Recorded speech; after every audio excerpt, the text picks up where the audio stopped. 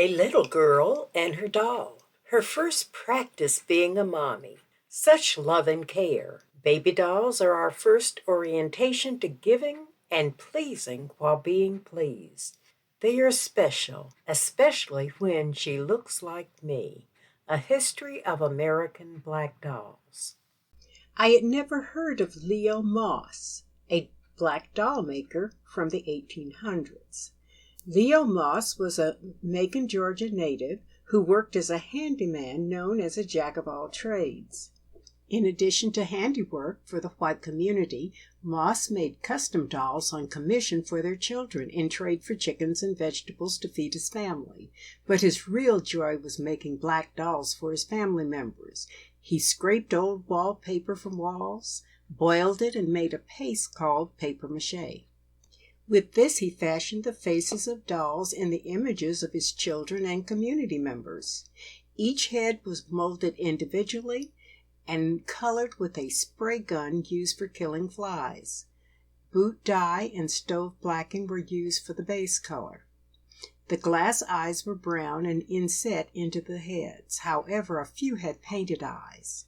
Their hair was molded, and their nostrils were usually pierced. Bodies were cloth with legs and arms, mostly composition. The bodies were made by Leanne, his wife. Some body parts came from broken dolls that were given to them.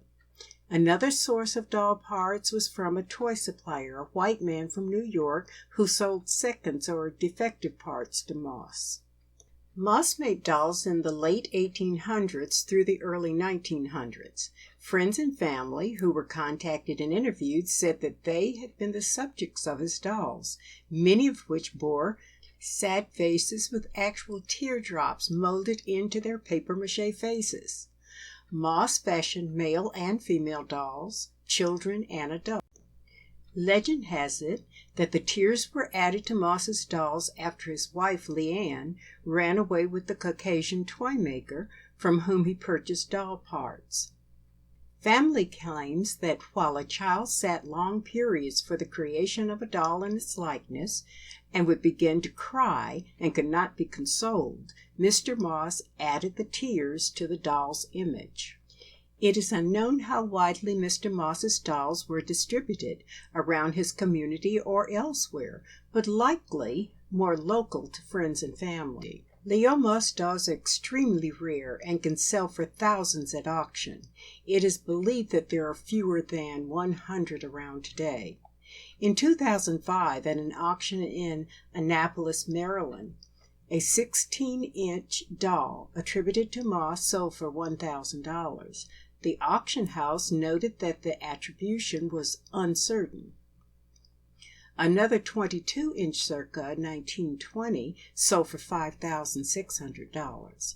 This doll had the letters LM on the shoulder and the text Lolita, 2 years old, 1920, written and hand-stitched on a tag on the torso, according to the auction description. It also contained this information. The child with tears is believed to have been a tribute to the young daughter of Moss. In 1984, a doll clinic in Toledo, Illinois, a man bought 2 dolls he had retrieved from the trash at an estate sale. They were Leo Moss dolls, worth at least $5,000 each. Moss would certainly have been surprised to know that in 2010, Rex, made in 1912, sold for a whopping $10,350. Richard Henry Boyd, born Dick Gray in 1843, was a former slave who renamed himself Richard Henry Boyd after the Civil War. Boyd eventually became an entrepreneur and wore many hats throughout his life: preacher, missionary, publisher, banker, educator, writer, and black nationalist. He was also founder of the National Negro Doll Company. Boyd's company manufactured and distributed black dolls. He was the first Black American marketer of mass-produced black dolls to African American consumers. He initiated the Negro Doll Company after he tried to purchase dolls for his children but found none acceptable. Having been born a slave, Boyd understood the importance of image and self-worth. He rejected the stereotypical offerings of black rag dolls that he labeled disgraceful and humiliating. He wanted to market a toy that instilled racial pride and self-respect. Boyd turned to manufacturers in Germany that had revolutionized the use of unglazed porcelain or bisque to craft an array of darker-hued dolls. Sometime in 1907, Boyd convinced a German doll company to design several prototypes using this technique. According to one account, Boyd sent photos of Black Americans to the manufacturer to ensure that they would truly convey the likeness of their black subject. Black American social reformers championed refined and intelligent black dolls as a means to teach black children, quote, that there is some pride, some merit, some worth, and something to be admired in dark skin, end quote. In July 1908, Boyd showcased the doll figurines at the Nashville Globe, his newspaper, where black Nashville residents, young and old, eagerly inspected the novel specimens. Orders for the dolls were immediate and sizable, so much so that Boyd decided to form a firm that could accommodate the orders in time for the Christmas season. By August 1908, the first advertisements for the Negro Doll Company appeared in the Globe. These toys, the advertisement proclaimed, represent the intelligent and refined Negro of today, rather than that type of toy that is usually given to children, and as a rule, used as a scarecrow. These dolls, Boyd explained, were to teach the people that they may teach their children how to look upon their people. I found an ad that was run in the National Baptist Publishing Board that announced in bold letters, "Dolls, dolls, Negro dolls. An opportunity is given to every Negro family to secure a beautiful Negro doll for their girls." 3 dolls are shown in the ad.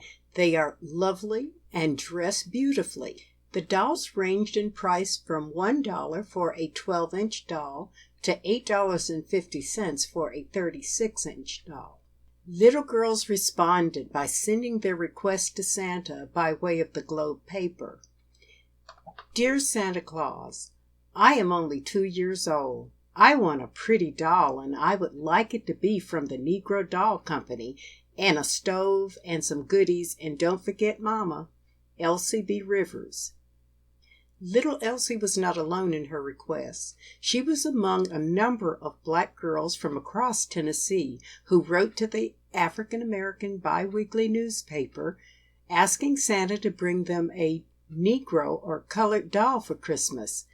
And, like Elsie, they all preferred Santa to procure their dolls from the nation's premier black doll vendor, the National Negro Doll Company.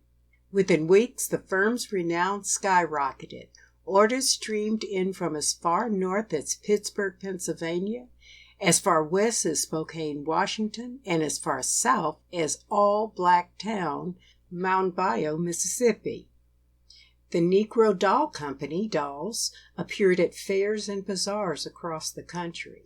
Endorsements from such distinguished black organizations as the National Baptist Convention and several chapters of the Federation of Colored Women's Clubs launched the NDC to national prominence. By the end of the 1908-1909 holiday season, the NDC had reportedly sold some 3,000 dolls. To reflect its widespread popularity, the company appended National to its name in late 1909. The National Negro Doll Company also adopted a new slogan to capture its mission, quote, "Negro Dolls for Negro Children."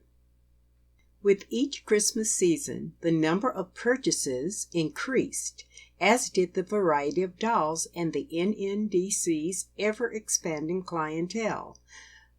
By 1912, A year after the company relocated manufacturing from Europe to Nashville to more easily meet demands, the company had sent dolls ranging in height from 12 inches to 36 inches to such extremes as Alaska, Canada, Mexico, Liberia, and Costa Rica. Given the expense of the dolls, approximately $24 to $200 in today money, the company offered Black girls the opportunity to secure a free doll for Christmas in exchange for selling annual subscriptions to the Globe. Boyd phased out the NNDC in 1915. Scholars offer several explanations for this decision, including the onset of World War I, investment in more successful National Baptist Church Supply Company, and low profits. But by then, other doll companies had taken up the company's mission to provide Black children a fitting plaything for the holidays. The Harlem-based Berry and Ross Company became the first large-scale manufacturer and distributor of Black dolls. They created Berry's famous brown-skin dolls. Evelyn Berry and Victoria Ross, residents of Harlem, New York, were founders of Berry and Ross Company in 1918. The company was completely owned and operated by minority Black Americans. From the beginning, these savvy women of business knew what it took to start and finance a business. They incorporated and began with a capital stock investment of $10,000, 2,000 shares at $5 each. These dolls served a social purpose. They came in many styles and sold for 25 cents to $15. To reach a wider market, dolls were produced with light brown, high brown, and mulatto skin tones. A Berry and Ross advertisement stated that Negroes did not want, quote, old-time, black-faced, red-lip Aunt Jemima colored dolls, but dolls well-made and truly representative of the race in hair and features, end quote. Black dolls became an anti-racist statement, reinforcing that Blacks were respectable and attractive and instilling racial pride in Black children. The firm's purpose was the manufacturing of quality Black dolls with sizes and price ranges to sustain a toy division. They also made military dolls. But dolls and toys were seasonal items, mainly for holiday sales. Therefore, Berry and Ross diversified their line to keep the factory operative year-round, with clothing for men, women, and children. Newspaper articles highlighted them as one of the 3 large Negro manufacturing companies in the country at that time. Eventually, they expanded and acquired properties for a larger manufacturing site with plans for a retail store. Because the dolls were good quality, they appealed to both Black and white children and were sold at large department stores in New York City, Boston, Philadelphia, and other cities. The aggressive founders were committed to best business practices. They employed 30 to 40 seamstresses, hired a sales team with an integrated clientele. They actively recruited sales agents. The company partnered with and advertised in the NAACP's Crisis newspaper, promoting doll and clothing sales. By selling only 4 subscriptions, you could earn a doll. The Crisis notes that race appreciation must be taught early.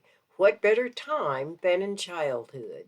Any little girl will love this big, beautiful brown doll. What better Christmas or birthday present could you give? Throughout their growth process, Berry and Ross focused on underpinning financial stability by selling stock and reaching as far as Africa for collaborations.